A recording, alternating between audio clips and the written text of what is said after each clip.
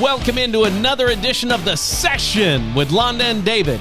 My name is David Austin, and sitting across from me wearing her beautiful Be Bold Envoy t-shirt, my lovely bride, Londa Sherwood Austin. And how are you this morning? Representing the old ball and chain today. I love that. And one of your lender partners. Yes. Not your exclusive lender partner. I'm your exclusive partner. But you work with other lenders as well. And that's kind of fun. Yeah. Yeah, there you go. You never turn down a potential deal. That's right. That's the moral of the story there. Okay. Never turn down a potential deal. Okay, today's going to be kind of a fun day for me because today I get to listen a lot more than normal. And that's not possible. Here's what I mean. I'm going to listen more than I talk. Here's what I mean. Londa and I were having a conversation offline about how she got into the real estate business specifically, and I find it fascinating. We were talking about whether or not people need to invest in their own businesses to be successful, and I said it takes money to make money, which I strongly believe and stand by. However, when Londa got into real estate, she didn't have a ton of cash. And I think that's an interesting story, and I would like to hear it. So, oh my goodness. If you're okay. This is not where I thought we were going, but all right, let's go. Well, I just want to talk because I hear a ton of things about people think real estate's a get-rich-quick scheme. People think realtors don't do a lot of work. People don't know what realtors do for them. We put a sign in the yard and collect a check. So I really am interested in hearing how you went from the mom coach, working part-time at a health club, being their top salesperson, to becoming a rock star realtor making six figures in your first year. Mm-hmm. Go. Okay, well, let me start with, I'll just tell the story. I think that'd be a good idea. I'd like that. My mom died, and my whole world fell apart. Okay. About that same time, my financial world fell apart. Mm-hmm. Details of which I will not go into, little piece of it. But a year later, my dad died. Mm-hmm. I got sued by the company that I was working with, which was a network marketing company. Hold on. So all of that kind of happened at the same time. So fast forward about a year. Okay. And I had to sell my dream house, moved into a tiny little recovery house. That's what I called it. You know, little 3-bedroom, 2-bath with 5 kids, 1,600 or 1,400 square feet or whatever. Mm-hmm. So, and then I spent a couple of years, laying in the sun, drinking a lot of sangria. But the one thing that I did... Let me back up. What do you mean by you spent a lot of years laying in the sun drinking sangria? No, a couple of years. After we moved into that house, I spent a couple of years doing nothing. And you didn't do nothing. You homeschooled 7 children. I mean, saying you did nothing minimizes what you actually did. Okay, let me put it this way. I spent a couple of years not making money at anything. Okay. Besides saving money in my home, which, by the way, somebody needs to book me out for a gig on that because nobody knows how to pinch a penny till it screams than somebody like me. And I've done a lot of speaking about that, and I've got a lot of really cool systems and formulas that I can teach people, but that's neither here nor there, not really the topic. But so I went into kind of a pretty significant depression. Okay. Having lost my parents, and I just felt like my dreams are never going to come true. I was a fool to even think that they could. I need to just forget it. Anything outside of being a homemaker, I need to just let go of, and this is just my lot in life, kind of thing.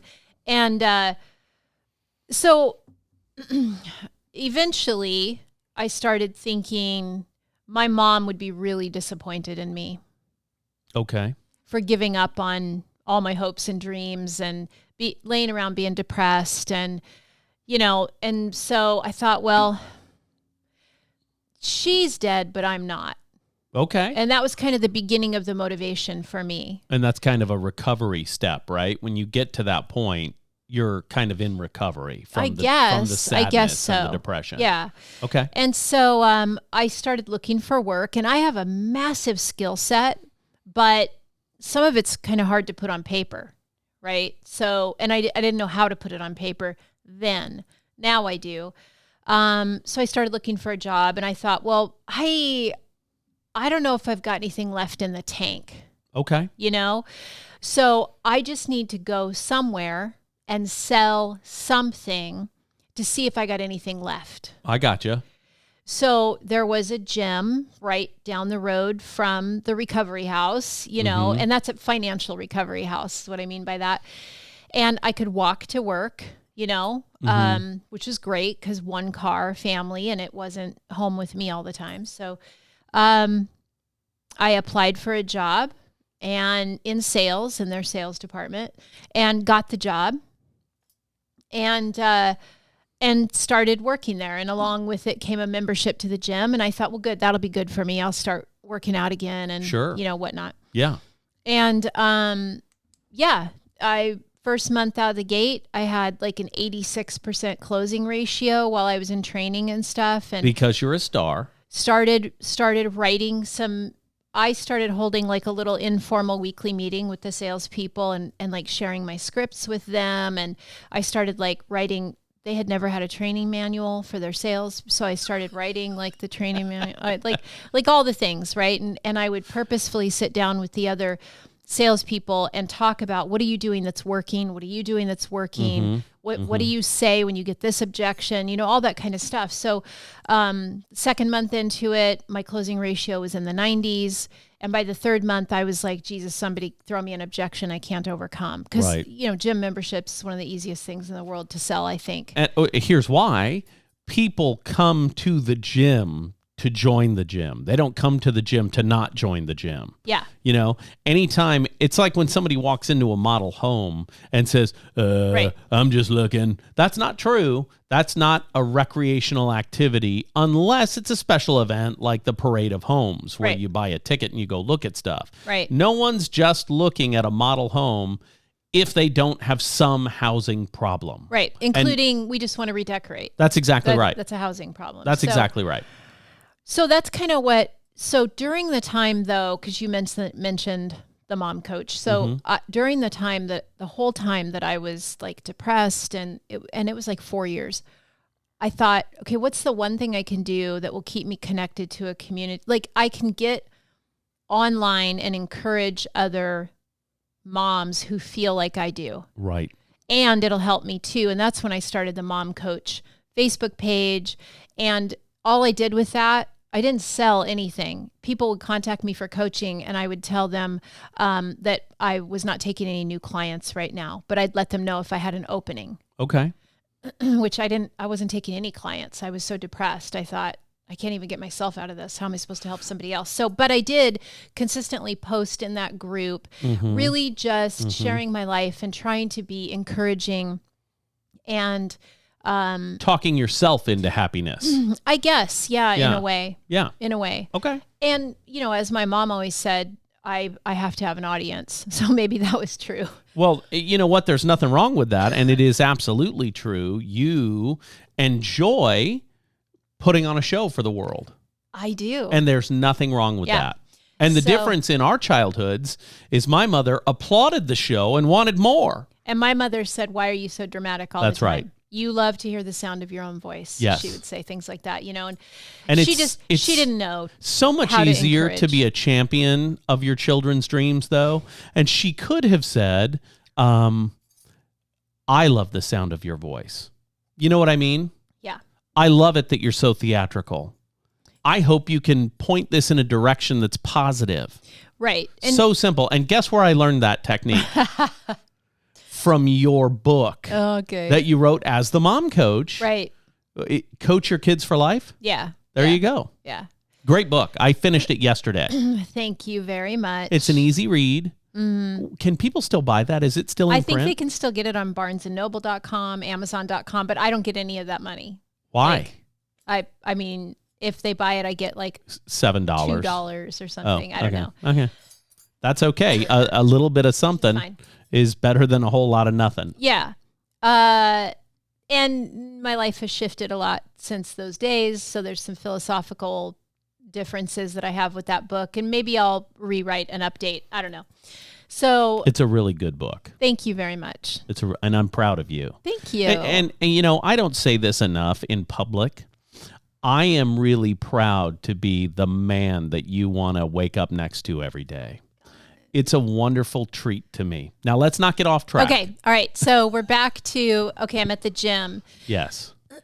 So I have a compromised immune system. So even though they had a really good cleaning system there, it's still a gym. Right. It's teeming with germs or whatever. So I was sick a lot, actually. Okay. And, it wasn't COVID. So instead of staying home, I just went to work. Right? And let's not make it sound like this particular gym is making people sick. You have, as you said, a compromised immune system. Right. And so I'm meeting with, 10, 15 different families a day. That's right. 5 different families a day, whatever. And so I'm coming in contact with a lot of people. That's exactly why I right. said the gym has a really good, cleaning system and everything, but I don't. And so anyway, so I was sick a lot while I was there. And I think my 4th month that I was there, I got pneumonia. Oh. So, by the way, every month I was there, I won the top sales contest. Of course you did. Maybe not the first month, and then they started. You and Abigail Shelton went back and forth. Allison actually. Okay. But Abby, that's where I met Abby, and we're still close friends today. Yeah. But anyway, they started changing the rules of the contest. Oh, well, sure. You got to change it so that Yeah. other people can succeed. Don't do that. If you have salespeople, put contests in and let whoever's winning win. But that's a side note. Because some people are motivated by that competition. A lot of people are motivated by that competition. I was big time. I'm motivated by how many people I can positively influence. I don't love competitions that way, but you do. So there's a reason to do those for sure. Yeah, for and I did more so then. Today, I don't care as long as I'm beating last month's numbers. Okay, then I'm kind of more motivated by that. Sure. Year over year and that kind of thing. But at that time, I was super motivated by that. But anyway, so 4th month, I get pneumonia and. I'm really sick, really, really sick. And I go to the doctor on my lunch break, which is how I found out. They ran some tests. My doc says, "You're not going back to work." And I'm like, I got to finish my shift. No, if you go back to work, if you won't go home and follow my directions precisely, I'm going to have you admitted to the hospital. Oh, okay. So serious business. Yeah. So I said, okay. So I call my boss at this gym, and I do not want to say the name of the gym or give any indication at all. The gym doesn't have the same name today that it had when you worked there. So anyway, now it's a clinic. Stop. Babe, stop. We're not talking bad about the place. I don't want to call I was a member there for years. I love that place. I was about to talk bad about. Anyway, these are just facts. I have no personal involvement here as far as emotional. Anyway, I call my boss. I say, "Hey, here's the situation. I've got pneumonia. I'm not going to whatever." And he says, "Well, what am I supposed to do with all your appointments?" Okay. Because this was like a Tuesday maybe. Every week when I started work, the first day of the week, I got on the phone, started pounding the phone, and I would fill my schedule with appointments. Because the way that it worked at that gym is if somebody's interested, even if they call in wanting pricing, you try to book them for a tour. Right. So my calendar was all full of these tours. Let me ask you a question about those tours specifically. Were they given out kind of like on a round robin basis? Whoever's up next gets it. It's like you got the last one, so now Abby gets the next one, and then after that, whoever's available. Okay, so it's like on call. If you're not out on a tour and you're just in your office, you get that call. Okay. Yeah. And I ask that because we have several businesses that we deal with that have that kind of system. The next up, for instance, goes to the next guy in line. Right. Yeah. Okay. Okay. So kind of like that. Okay. Mostly it was just who's available. Yep. So he says, what am I supposed to do with all your appointments? And I said, well, give them to the other girls. Their books aren't full. Like, I know. And then he says this to me. He goes, no, you know what I'm going to do? I'll take them. And then I'm going to show you my paycheck. That's great. And the reason he said that is because as the manager, he made twice the commission per deal that we made. So it was like a So did he not get a slight management salary Yeah, I think they did. And then they got a commission on top of it. more than the salespeople? Yeah. Well, that is exactly opposite the incentivization that you should give your people. Yeah. But it was a great incentive. And this is why it was a breaking point for me. Okay. Yeah, Excuse me. that's okay. So it was a breaking point because I'm a hard worker. Mm-hmm. I had a high closing ratio. I was making lots of money for them. I was promoting them all over my social media, promoting them to all of my friends. I was working really, really hard, and I was very committed to them because I thought, okay, I'm going to do 3 years here, and the money that I make in 3 years, I can buy an investment property, and I can, I was going to build. You had a plan. Yeah, you had a system in your head, and you were Exactly. working that system. Yeah. Okay. And when he said that, all of a sudden I thought, you know what? This is what I thought in my head. I thought, you know what? I don't like working for other people. And I just remembered I don't like being told when I can take a bathroom break. right. I just remembered I don't like wearing a name tag and being told when I can go to lunch Okay. and being asked what I'm doing. And I mean, it was a pivotal moment. Okay. And I thought, you dirty so-and-so. Son of a bee. Yeah. Uh-huh. So I said, well, okay, whatever, I was so sick. Hung up the phone and I started researching. I'd already done some research on real Yes. estate courses. Mm-hmm. I was kind of playing with the idea, but I really didn't know if I could. I was afraid to fail at it because I thought I don't want to fail at one more thing. Because in my mind, everything that had happened up to that point felt like a failure. I would reframe that today. Sure. Everything you did was training, right? Mm-hmm. And you never failed at what you did. Here's what you did do, though. As the top salesperson everywhere you went, you used your style, you used your systems that have taken 30 or 40 years to develop, and you did things your way. And here's what else you did. And I know you did this because I've met you. You alienate people who are in positions of authority because they don't know how to control you. It's not because you're a bad worker. It's because they don't know how to. They can't be mad at you because you're outperforming everybody, right? It's true. I've always but they don't like my methodology. I've always said closed sales fix everything, except if you're in a place where ego's involved, which it always is in sales, by the way. Yeah, including mine. Then you can easily turn your superiors off when you eclipse them. And I think you've done that in every sales job you've ever had. Every single one ever. Mary Kay sued you because you were using your own system and not theirs. You weren't using somebody's sister to train your team. Oh, You know what I mean? careful. What can they do? They can't sue me. They don't even know me. So yeah, you're right about that. So, and I think you've this got. is why being married to you is like being in therapy all the time. Well, I think you have some psychological scars from that because I don't think everyone in your life has supported you when you have been in that situation. If you were my partner when Mary Kay tried to sue you, there would have been no settlement. We would have gone to court, and we might have lost, but we would have gone to court. You didn't have the support that you require to do what you do best. That's all. You just didn't have the support. Okay, keep going. I apologize. It's all good. I don't mean to stand on a soapbox, but, it's like having the best racehorse ever, and, you don't want to let that thing run. Yeah,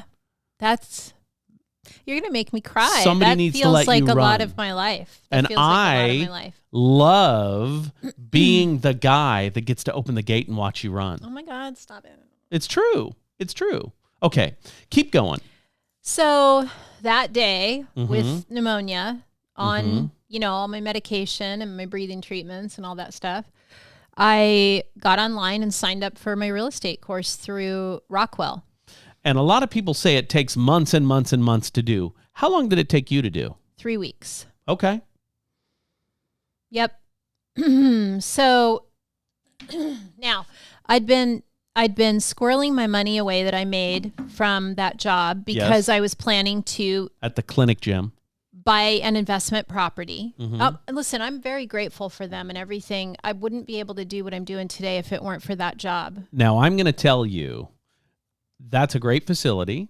I like all the people that I know from there. I've got lifelong relationships from that place. So Yeah. I don't have We're any not bone to pick bashing with them. at all. No, I don't have a bone to pick with anyone there or the organization. However, so I'd been squirreling my money away, Mhm. so I had at that time, and I'm going to get into the dollars and cents of it because I think this is important for people to know. Okay. At that time, I had about $2,000 put away. Okay. That's it.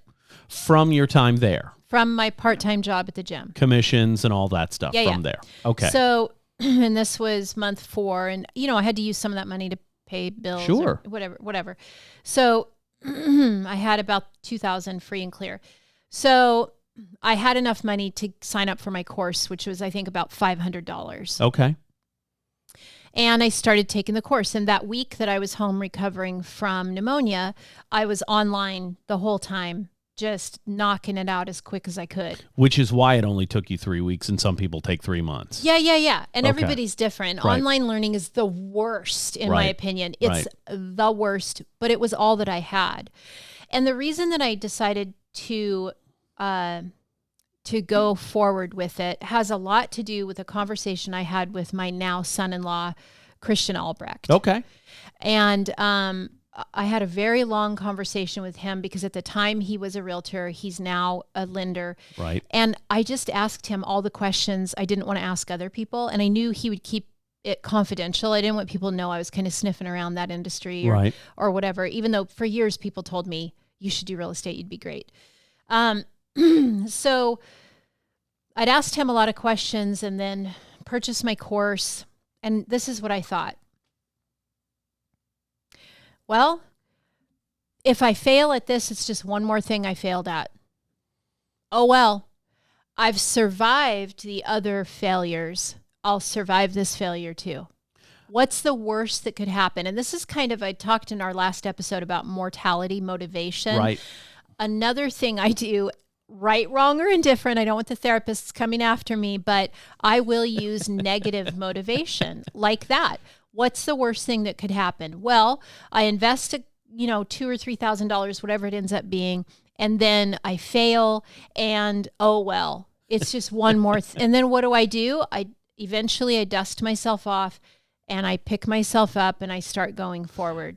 Again, I want to point out that none of your sales positions left you with less money than when you started. Very true. You've never failed. Thank you. And I appreciate that perspective. You've walked away with a bitter taste in your mouth. For sure. And $10,000 or $15,000 cash in the bank. You've never failed. Never. Remember that, right? Yes, Cost yes. benefit analysis. Yeah. You haven't gone backwards. Yeah. However, that was my mindset at the time. And sometimes that can be a really powerful motivator. Okay. Right? Yep. So, I went back to the job after that week, and I gave them my 2 weeks notice, and they said, the gym manager said, will you please stay for a month because we're having this trainer come in to train the sales staff. And since you're leaving, you can cover sales while they're all in training. And I thought, well, that's more opportunity to make more money and bank it away for my next endeavor. Yeah, absolutely, I will. So I ended up staying ended at up that giving gym. them a 6-week notice. You gave them a 2 week and they asked you to stay an extra month. 5 weeks, I think. Okay. Yeah. And in that 5 weeks, word got out I was studying for my real estate license, and some of the management team teased me about that.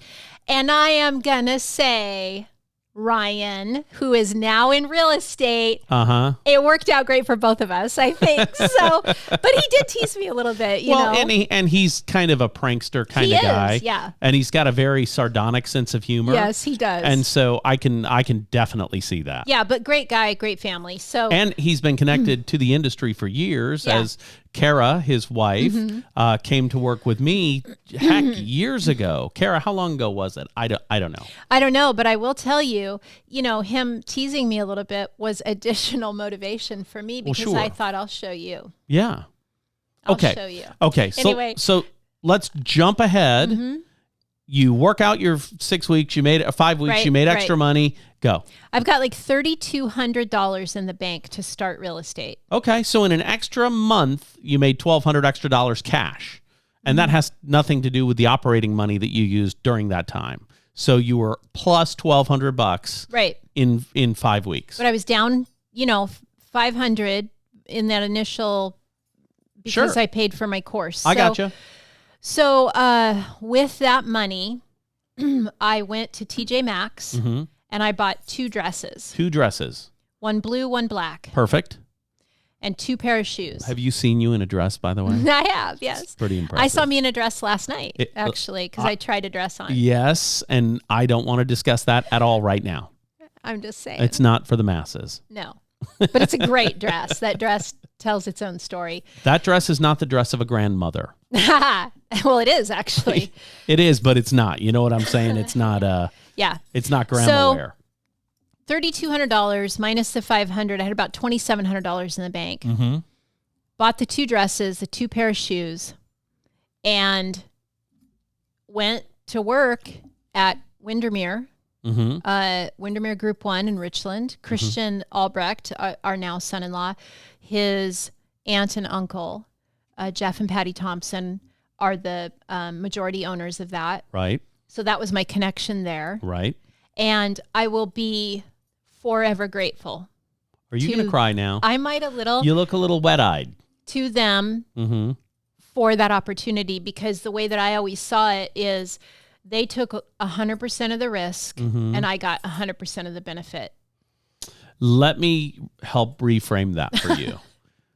They took none of the risk. Real estate is the best gamble ever. But my perspective, right? Because for every dollar you made, they made 20 or 30 cents.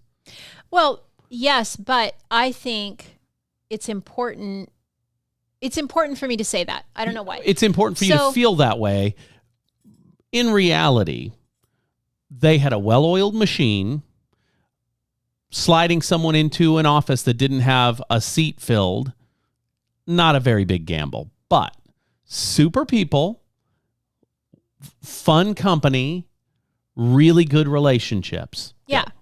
Yeah. But I think it's important for people to understand, as the business owner, right? They kept the lights on. They paid all the bills. Absolutely. They kept the coffee flowing in the break room, which I was really grateful for, because I was so broke I wouldn't let myself buy my $1.50 coffee at Roasters. I would drink the break room coffee. You know what I mean? My question is, why do people not appreciate, say, a minimum wage job? Why do they not appreciate that the owner of the company has to keep the lights on, has to fill the coffee maker? Do not know.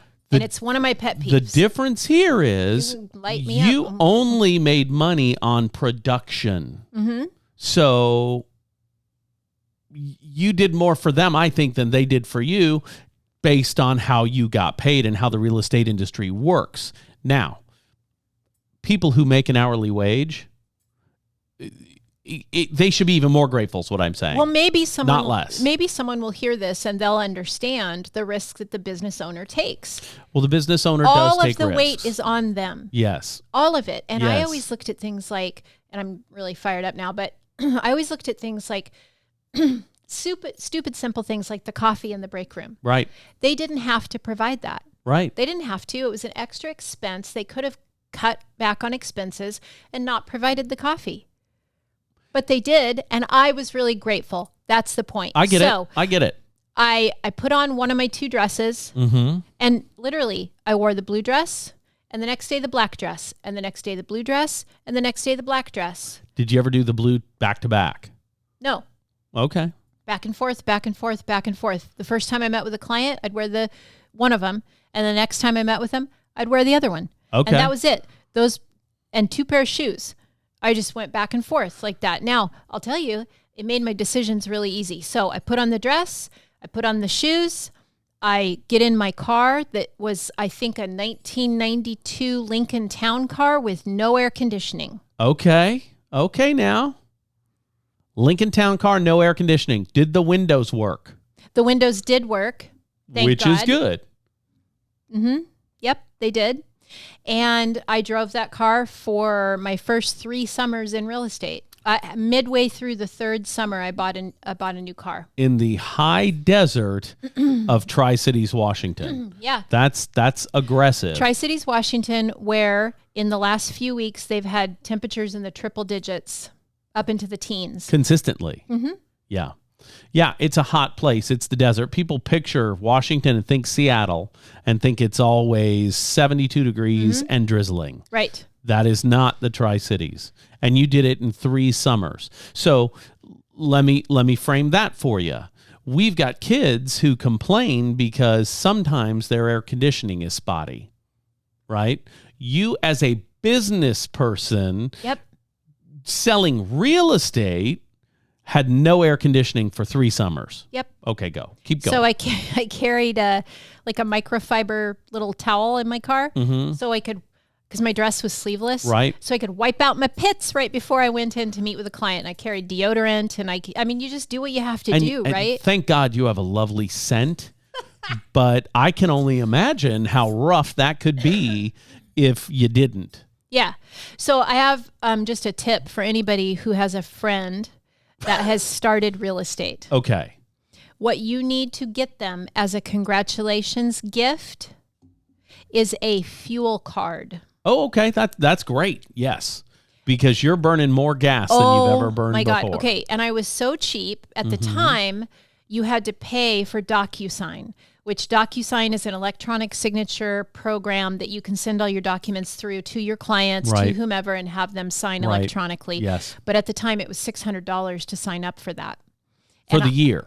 And right. Yeah. And I couldn't afford it because I'd already, now here's some of the expensive real estate people don't expect, right? You have to join there anyway. You have to join the local association. Right.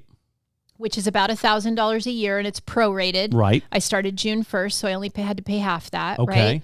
You have to buy signs and riders, name riders, with your name and phone number on them. There's other supplies that you have to get. You have to, thankfully at that office, they had a computer. They had like a shared office with a couple of computers you could use. And I used those until I could afford to buy my own computer. Right. So, I was bootstrapping it. Yes. And, and here's what I did. During my interview with the company, I said, if you have a system, I'm really good at following systems. So all I need is a track to run on, and I will run hard. Right. And they mentioned Ninja selling. Yes. And all of our people go to Ninja, and it's this training, and it's a week long in Fort Collins, Colorado.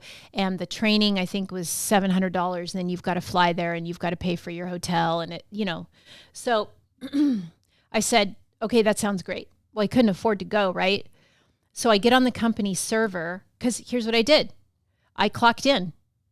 I was there every day. You went to work. 8:30 to 5:30. Yes. Get to work. That's what you got to do. What do I do? I don't have any clients. What do I do? So they said, you need to learn how to do a CMA, a comparable market analysis. So I got on Facebook and I started asking my mom friends. You're so smart. I got to practice this thing called the CMA. I don't know how to do it. If I can come to your house and do a practice on it, will you please private message me? And the reason I asked him to private message me is because I thought, nobody is going to say yes to this.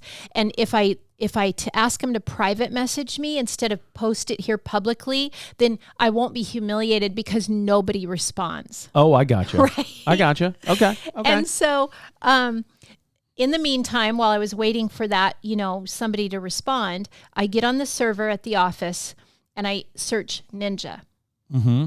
because I can't go to the thing. And I'll be damned if the entire Ninja manual isn't on the server. Okay. And I can print black and white copies for like a nickel. You know what I mean? Yes. So I thought, okay, I can afford this. I printed the entire manual and put it into a notebook. Smart. And it's huge, right? So I go, okay, what do I need to know first? I got to know how to buy and sell. Okay. So I flipped to those two sections. Mm-hmm. And everybody tells me you'll be able to help somebody buy a house before you'll be able to list a house. So you need to learn how to do that first. Okay, fine. So I flipped to the buying section, and I just learned that section, how to do a buyer interview. Right. The questions you ask. Yes. The follow-up on it. Yes. I teach myself how to do a search in the MLS. The MLS. Yep. The multiple listing service where every realtor lists the houses that they have. And that's it. Like, and then I go, just in case, I go to the list section and I learn that. Mm-hmm. And I find out Ninja Selling has really easy systems to follow. Like, it's literally, I print out the buyer interview. Do this. The listing do this, interview. Do this. Sign say here. this. Yes. Ask this as a follow-up question. Yes. I print those out. I make 10 packets. Okay. 5, because again, God bless Windermere Group 1 in Richland, Washington, because they provide for you seller packets, buyer packets, which is like just a nice, pretty little folder that has a couple things in it. Yes. So I print the interviews. I put them in the packets. I've got 5 buy, 5 sell, and then I'm ready to go. I like this. This is exciting. I've put the stuff out on Facebook, like I'll do a CMA if you know. Yes. And then I start sending out announcements. Because Okay. one of the things I got was 150 announcements. Hey, I'm in real estate. Okay. Right. And I had to buy a box of business cards. Okay. I start sending them out to everybody. Mm-hmm. Right. Mm-hmm. Because I want everybody to know who I am and what I'm doing. That's exactly right. So go ahead. Before you go on, Yeah. I love this story, and this is magic. And because you followed the steps and did the things and did the work and asked for business, the business came. Right. Tell me more. It wasn't magic. No. Well, it is magic. The harder you work, the luckier you get. It's absolutely magic, but you got to do it. Right. You see what I mean? So 2 weeks in, I get a call. Yes. It's a Facebook message. Hey, we're thinking about selling our house. I get my script out and I start typing back in this conversation, the script. It works. And she's answering my questions, and I set up the appointment to come look at the house so that I can do, and I tell her it's going to be a 2-step process. I'm going to come look at the house. We're going to talk a little bit about this, that, and the other thing. And then, excuse me, I'll follow up with, the numbers and the value range and the blah, blah, blah. Right? Okay. Because that's what I learned. Yes. That's what you say. I like it. So I get the appointment. Yes. She said, well, when can you come? I said, I can come at 1:00 today. It was like 11:30 in the morning or something. Yes. Right? You've got just enough time to get your folder ready, brush your teeth, and go. Yeah. Right? So I'm freaking out, right? And so I go, I follow the script exactly. Which is exactly what you've always done in every sales position you've ever had. That's true. Mary Kay has a script on how to do a party. Yeah. Mary Kay has a script on how to host a party. Right. I mean, you're great at that. I'll spice it with my own spices, but I follow the main thing. Right. Like So- you don't drop any F-bombs because it's not in the script. Right. I got Not you. on the first meeting. Right. And it depends on who I'm with. But and here's the spice I added into that one that wasn't in the script. I said, okay, guys, I close my folder, set my pen down, and I sit back and I cross my arms and I go, let's talk about the elephant in the room. And they're like, what elephant in the room? I go, I'm new. Ooh. I don't know Dick from Squat. You know what I mean? Did you say that? No, I didn't say Dick from Squat. I don't know S from F. I don't know. I don't know this from that. Pumpkins from Right? cucumbers. Whatever. I said, so let me tell you the things that my company has in place. Because I don't have credibility, but my company does. Yes. So I'm using third-party credibility. Right. let me tell you what my company has in place. Mm-hmm. And I explained to them that a managing broker has to look over everything I do and sign off on it. So you're really getting 2 for 1. That's how I frame it. Yeah. That's really what it is. Right. I don't make a move without their eyes on it. Right. So, this is of great benefit to you. And I talk about what I bring to the table personally. Right. Are there other realtors with more experience? Absolutely. Are there other realtors who, have made a name for themselves in the industry? Of course there are. Are there other realtors that like, and trust and have interviewed for this position? And then I wait. And they go, well, yeah. So-and-so was just here. Okay. So I say, right. And those are close relationships. Yeah. I go, here's the one thing I bring to the table that I know no one else will. Hustle. I don't know anything, but I know how to hustle and I know follow through like nobody else. Right. And I can guarantee you that. Right. So it's up to you. If you don't choose me, there's going to be no hard feelings at all. It was amazing to have this opportunity with you guys. I got to practice going through this. That's awesome. Here's what I'm going to do. Let's set the next appointment so I can give you your valuation, right? So while I'm there, I set the next appointment for 6 p.m. the same day. Perfect. Well, and you got to be quick, right? And other people are like 3 days later. You know what? 6 p.m. Right. So you can race back to your office, get somebody's other set of eyes on it. Yep. And then come back with a printed out beautiful CMA in the style provided by them. Right. So I hug them. Thank you so much. I really appreciate you. Get in the car. I'm racing back to the office to get it done. My phone rings. Yes. And she says, hey, we canceled the other realtors that are supposed to come. We called the one that already came and said, we're making a different decision. We want to hire you. And I started crying. And that was my first listing. It was live on the market within 3 weeks of getting licensed. Right. And I made a bold move at that moment because I already then by the time that listing went live, I was already talking with another client who wanted to sell their house and buy 2 houses. So I made a bold move and I took the rest of the money I had in the bank and I went to Ninja. Oh, that's cool. I bought a plane ticket that cost me $1,500 because it left in 2 days.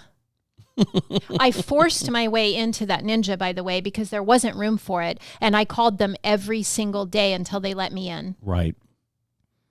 And while I was there, I discovered who my niche market was. And it was all those moms that kept me from killing myself when I was so depressed. So I started giving back to them by getting involved in some MOPS groups as a mentor mom. So I could just be involved in their lives and be closer to them. Mm-hmm. And I never asked a single one of them for business. But at the end of my first year in real estate, 86% of my business came from that group. And I made $132,000 that year. And that's my real estate story. I am so proud of you. Thank you. And I've made on average about $160,000 a year every year in my 5 years of real estate. Had my 5-year anniversary. You know, some were higher, 130, some were lower, 130, some were higher, 210. That was a good year. But, about average of about $160,000 a year.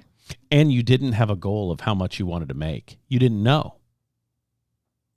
Well, I just wanted to make enough money to buy an investment property, to, build a retirement. And have financial freedom. And I had no idea real estate was going to give me all of the choices it then gave me. Right. Yeah. Success gives you choices. I say it all the time. It's magical. Money doesn't buy you happiness, but it does buy you options. It sure does. Isn't that great? Yep. And once you have options and you have the knowledge on how to make money, right, it's a never-ending spigot. Yep. You know what I mean? Yep. And that's really, really cool. And, everybody knew, I made a point of telling everyone who I was and what I was doing, mm-hmm. but the majority of that business flowed from just loving on the women that had loved on me Right. during those 4 years when I was so lost and so depressed. Well, and it's really, really smart though, right? You have a group of people. Yep. It's a way to market successfully that's not hard and not scary. You have, let's say, 40 women that you have personal relationships with because of your years as the mom coach. Of course, they're going to be interested and thankful and will want to support you in your business. Of course they will. Why wouldn't you lean into that, you know? Yep. I'm very proud of you, and hearing you tell the story almost brought me to tears. Did you see it in my face? I did. It brings me to tears too, because it's like watching a movie that's really emotional. You know what I mean? It's so cool to be so proud of someone. Favorite day in real estate ever. I have a couple. I helped a family who wanted to foster kids get out of their it was a 2-bedroom house into a 5-bedroom house. And it was hard to get that done. It was hard to get their house sold. It wasn't today's market. Right. And that house was a piece of crap. So we got that one sold, got them into another house where they could foster more kids. Right. And I'm telling you what, nothing was better. I think I've had 3 or 4 different families that have done that specific thing. Yes. One of the best days in real estate. Another one of my favorite days in real estate, and this is just personally selfish, was the day I walked into a dealership and wrote a check for my Jeep. Yeah, that's pretty cool. When I let me tell you, I got air conditioning. I got air conditioning, and I have a air conditioning in my seat that blows up my skirt if I want it to. I've got a heated handle if I want to. You know, and I mean, I love driving that awesome. vehicle. Yeah, that was a really good day. I got to spoil my family. I've gotten to spoil my family tremendously, and it's just been amazing. That's awesome. Yeah. What a fun story. Yeah. And it's not unattainable, and you don't have to be some awesome sales guru to select your dream and then go live it. You just have to figure out what you want to do in life and then go do it. Right. Life doesn't get longer. It only gets shorter every day. Yeah. So if you're not working toward living your best life, you're losing. Well, and I have to just give one more kind of shout out to my first mentor in real estate was Joe Mullins, who's now retired. Awesome guy. And Joe kept me from quitting because there was one night I was at the office and I thought, it was right before I got that message from that person wanting to list a house. And I thought, man, this is never going to work. This is hard. And I'd been teased in a training by a couple of the realtors, and it hurt my feelings. And I just thought, man, this is hard. This isn't worth it. Yeah. It's just not worth it. And I was standing in my office at my desk with my hand up on the file cabinet. I'd opened up the file cabinet because I was going to pull my files out and just put them in my bag and leave and never go back. Right. And Joe Mullins walked into my office and he said, "Hey kid, how you doing?" I said, "Oh, I'm good." You know, I lied through my teeth. He said, "I got to tell you something. I wish I had your future." Wow. And I said, "What do you mean by that?" He goes, "I wish I had your future in real estate." He said, "Because you've got everything it takes. And 2 years from now, you're going to be there." And you were there in your first year. And do you know what I thought? He walked out, he patted my shoulder, walked out, and I thought, I don't know if I can do this, but I know I can come back one more day. That's great. I love this. This has been probably the coolest episode of the session for me because, God, I love your story. It is so inspirational, and I don't get to hear it very often. I love it that we didn't have to hike up Badger for me to hear that story today. I don't think I've ever told it before. You've told like parts that. of it. You know what I mean? You've Not never like told that. it like that before. For sure. But you've told me parts of it when we got to know each other, hiking Badger. My best day in the lending business, I took my favorite realtor to the Palms in Benton City, and I married her not long after. That was such a fun day. It was a great day. Such a fun day. All right. My name is David Austin, And this has been the session with Londa and David. And I hope you took notes, and I hope you listened, because Londa Sherwood Austin has stuff to say. This has been the session with Londa and David.